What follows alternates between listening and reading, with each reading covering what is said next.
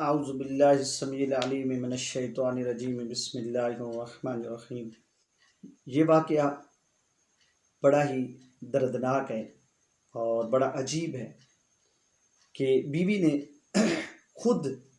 اپنے ہی خامند کو دشمن کے حوالے کر دیا اور دشمن نے انہیں پکڑ کر بڑی صفاقی بے دردی کے ساتھ شہید کر دیا اور ان کے کان بھی کاٹ دیے، زبان کاٹ دی، ناک کاٹ دی، آنکھیں نکال دی اور پھر ان کے جسم کے ٹکڑے کر دیے، مار ڈالا۔ یہ واقعہ پیارے آقا صلی اللہ علیہ وسلم اپنے صحابہ کو سنا رہے تھے اور ایسا عجیب واقعہ تھا۔ حضور نے فرمایا کہ بنی اسرائیل کے اندر ایک بندہ تھا جس کا نام شمعون علیہ رحمہ تھا، اور وہ ایسا بندہ تھا کہ جس نے 1000 ماہ مسلسل روزے رکھے اور اللہ کی عبادت و ریاضت کی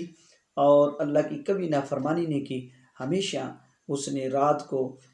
جاگ کر عبادت کی، دن کو روزہ رکھ کے جہاد کیا، دشمن کو ہمیشہ شکست دی۔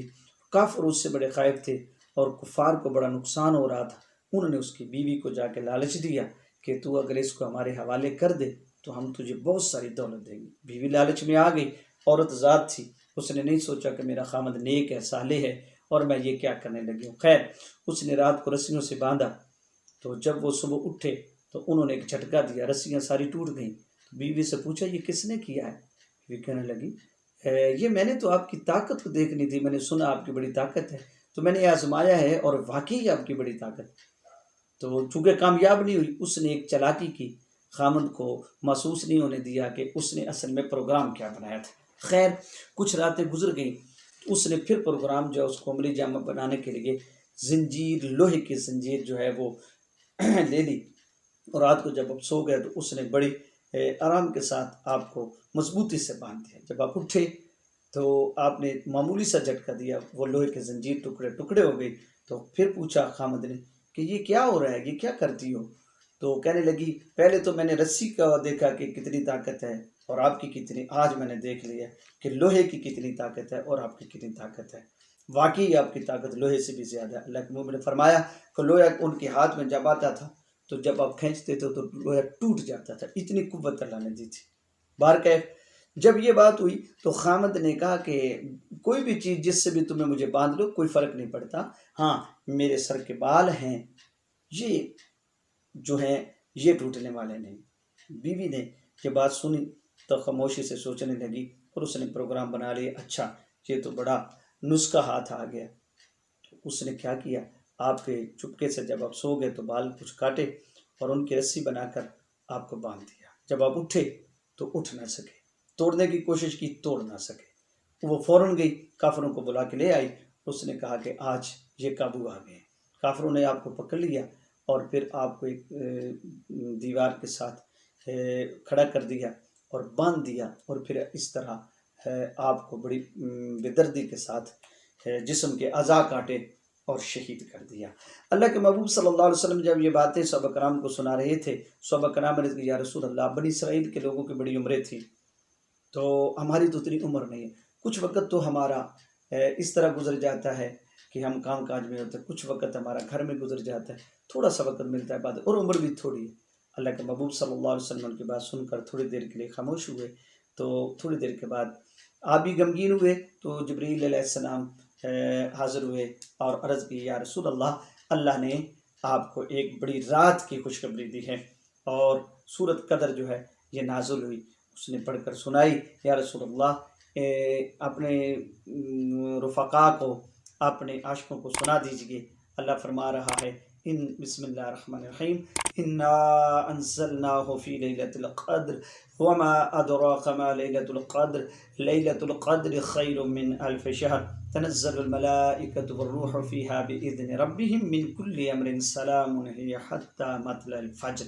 کہ محبوب ان کو سنا دو ليلۃ القدر کی رات کی فضیلت کیا ہے۔ اللہ کے محبوب صلی اللہ علیہ وسلم نے خوشی کے ساتھ آپ نے صحابہ کو یہ جب سنایا اور خوشی کو کوئی انتہا نہیں رکھا، اور فرمایا کہ یہ رات بڑی مبارک رات ہے، اس رات کو جو جاگ لے گا اسے اللہ کریم 1000 ماہ کی عبادت سے زیادہ ثواب عطا کرے گا۔ صحابہ کرام بہت خوش ہوئے، اور اللہ کے محبوب صلی اللہ علیہ وسلم جب حدیث پاک میں آتا ہے جب رمضان ہے تو تاجدار کائنات صلی اللہ علیہ وسلم نے اس کو سیدنا حضرت انس بن مالک روایت کرتے ہیں کہ حضور ہمارے پاس آئے اور آپ نے فرمایا کہ ہمارے پاس ایک مہینہ آیا ہے، اس مہینے میں ایک رات ایسی ہے جو 1000 مہینوں سے افضل رات ہے، جو شخص اس رات میں عبادت سے محروم رہا،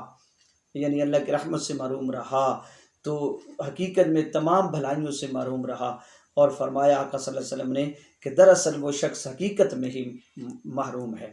جس نے اس رات کو، جنہیں رمضان المبارک کی اس ليلة القدر کی رات کو پا لیا مگر عبادت نہ کر سکا، تو اس میں کوئی شک نہیں وہ محروم ہے۔ دوستو آؤ، زندگی کا کیا پتہ ہے،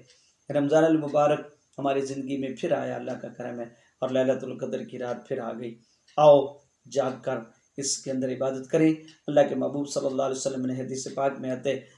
ترغیب و ترہیب کی حدیث پاک ہے، اور اس کو سیدنا حضرت عبداللہ بن عباس روایت کرتے ہیں۔ حضور نے فرمایا جبریل علیہ السلام ایک فوج کے ساتھ، فرشتوں کی فوج کے ساتھ سبز جھنڈا لے کر اترتے ہیں اور اس جھنڈے کو خانہ کعبہ پر لگا دیتے ہیں۔ اس کے بعد فرشتوں کو حکم دیتے ہیں زمین پر پھیل جاؤ اور تمام وہ لوگ جو عبادت کر رہے ہیں ان کے ساتھ مصافحہ کرو، ان کی دعا میں شامل ہو جاؤ، آمین کہو اور استغفار کرو، ان کے لیے دعا کرو۔ وہ ساری رات اسی طرح صبح طلوع ہونے تک،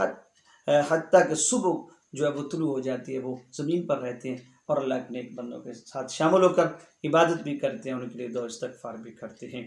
تو حضرات گرامی قدر، جبریل علیہ السلام جو ہے آپ کے 100 بازو ہیں اور 600 پر ہیں، 100 بازو میں سے 2 بازو جبریل علیہ السلام اس رات کو کھول دیتے ہیں، اور یہ رحمت کے بازو ہیں۔ اور اللہ کے محبوب صلی اللہ علیہ وسلم نے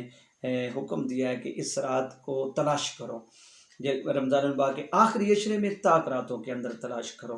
اور اس رات کی عبادت کرو، زیادہ سے زیادہ عبادت کرو، کہ یہ رات ایسی ہے۔ اس رات کے متعلق مختلف اقوال ہیں، جو ائمہ اربعہ ہیں ان کے ہاں، چاروں اماموں کا اپنا اپنا موقف ہے اور اپنی اپنی تحقیق ہے۔ تو سیدنا امام اعظم ابو حنیفہ علیہ رحمہ، آپ کا قول ہے کہ رمضان المبارک کی 27ویں شب جو ہے یہی لیلۃ القدر کی رات ہے۔ اسی طرح امام مالک اور امام احمد بن حنبل کے نزدیک جو ہے اس کی آخری شرح کی طاق راتوں میں ہے، اور یہ کوئی مخصوص نہیں، یہ ہر سال بدلتی رہتی ہے۔ بہرکیف ہمیں جاگنا چاہیے، ہمیں ضرور اس کو تلاش کرنا چاہیے، اور ہمیں لیلۃ القدر کی برکتوں سے